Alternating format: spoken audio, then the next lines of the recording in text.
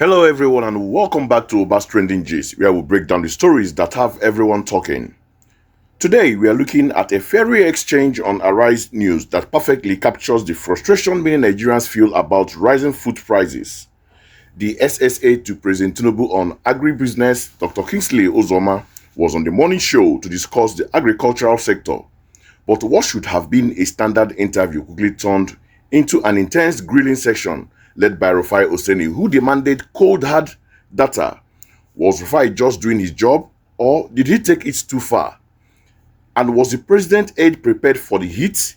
Let's get into it. First, let us watch the moment Rufai Oseni puts Dr. Uzoma on the spot, demanding specific numbers. So sit back and take a watch. Doctor, I like empiricals. I can hear you. Yeah, I like empiricals. I like to see facts before and after. Can you tell me specific production for tonnage of rice, beans, onion, ginger, some of these major food crop items, when this administration got in, and specific tonnage of production today? Can you tell us with empirical facts, quoting those specific tonnage of production? I can. And because food prices are going up again, rice, I hear, is already inching up to, maybe for foreign rice or something, is already inching up to, 70 or thereabout thousands. I mean, there was an extensive report on Punch 3 days ago. Can you tell us the empirical facts of those production before this government got in and where we are today? Exactly. We should not talk about foreign rice because we are trying to increase productivity and increase production capacity. So tell us the tonnage. I will give you before I will give you empiricals. I will have to give you the historical perspective. No, just give me in empirical. 2022, there was massive. Because of time. Please, because of time.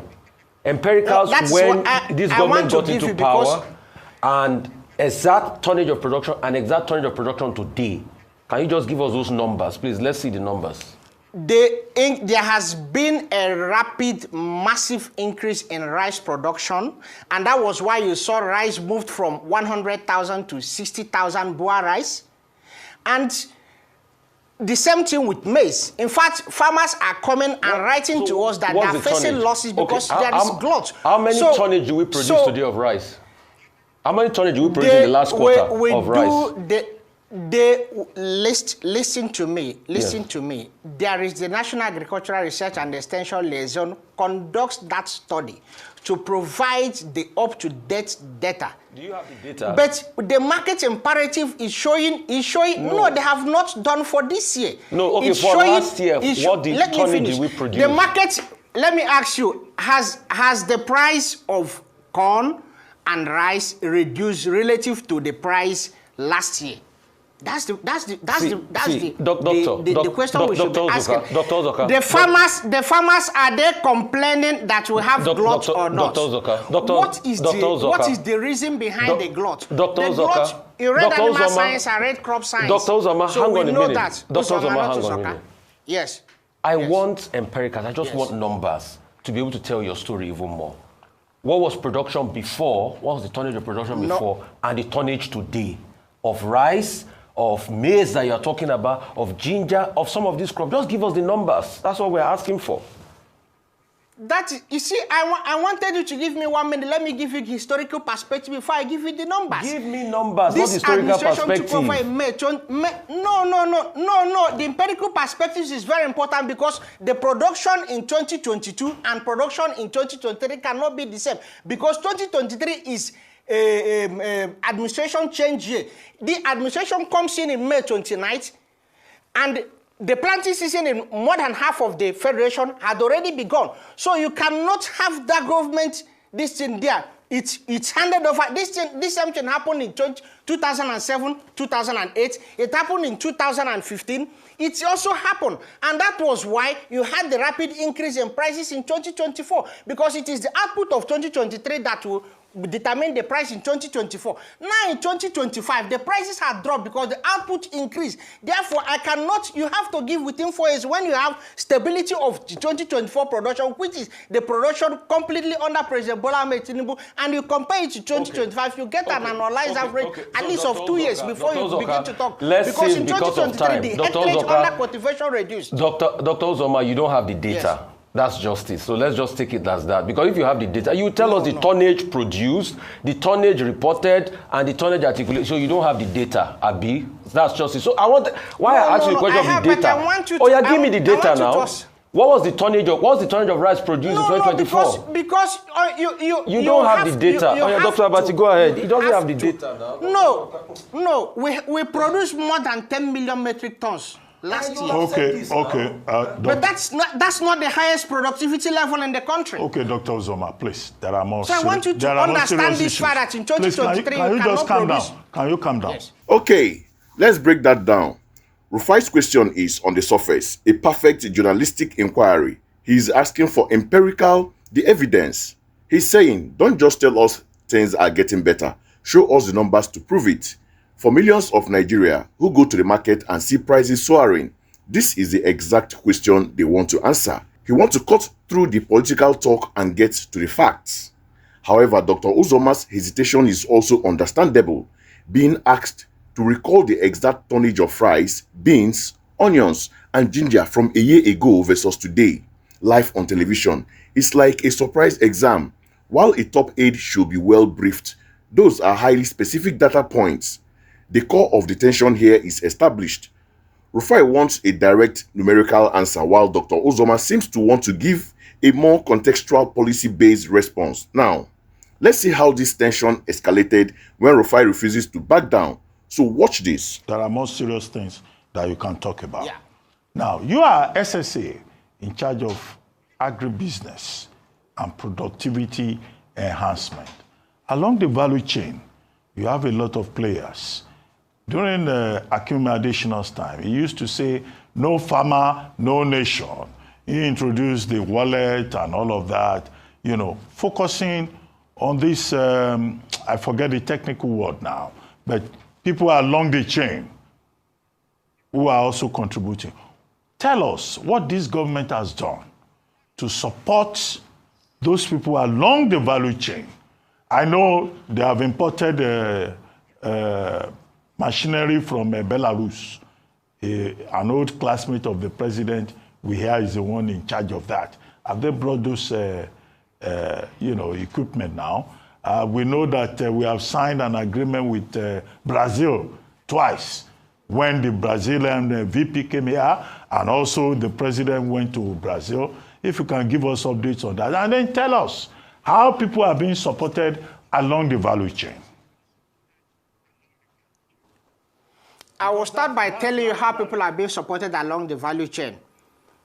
Yes, tell us. There is the African Food Security Emergency Support. There is the African Food Security Emergency Support Package by African Development Bank and JICA that had extended fertilizer and seed input support to farmers at 50% subsidy.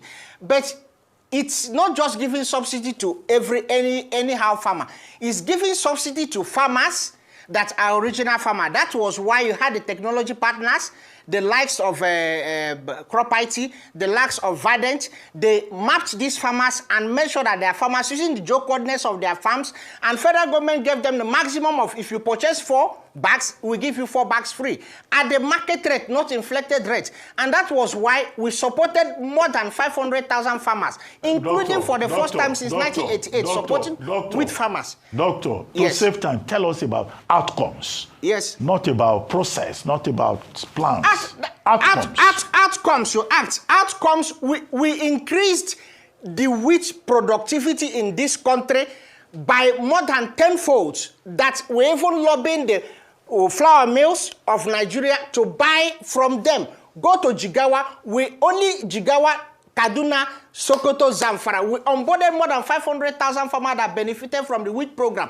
Last year alone, Mr. President released 2,150,000 bags of NPK fertilizer that was given to farmers, distributed across the nation based on the farmer registered data all farmers in all states did not get equal. And that was the outcome. You are seeing that farmers are complaining there is a complete collapse in the price of food items, maize and rice specific.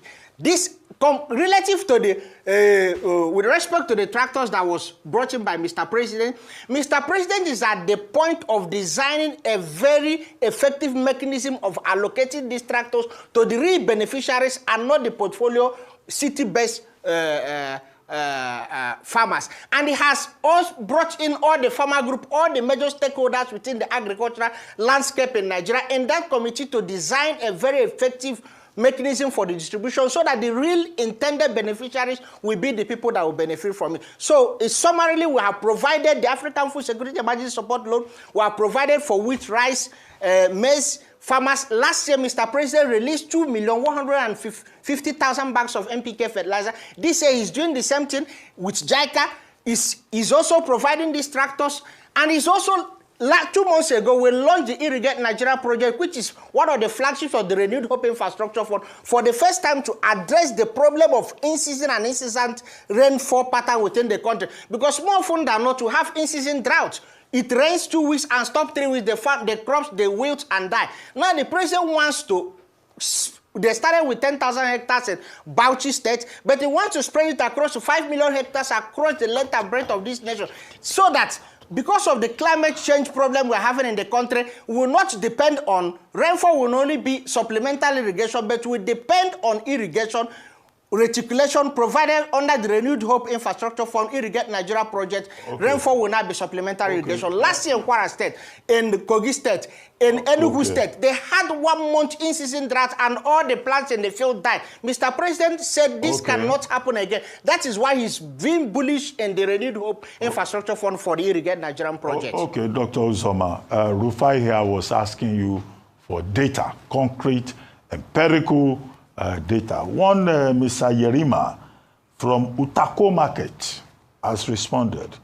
He says that we are trying to ginger things up a little. He said the ginger we used to have by 100 naira, 200 naira is now 1,000 naira. So that's about ginger, because it was you that introduced ginger. That's why I wanted. See, all these things you're saying, Dr. Uzoma, is good, but that's why I wanted the production data.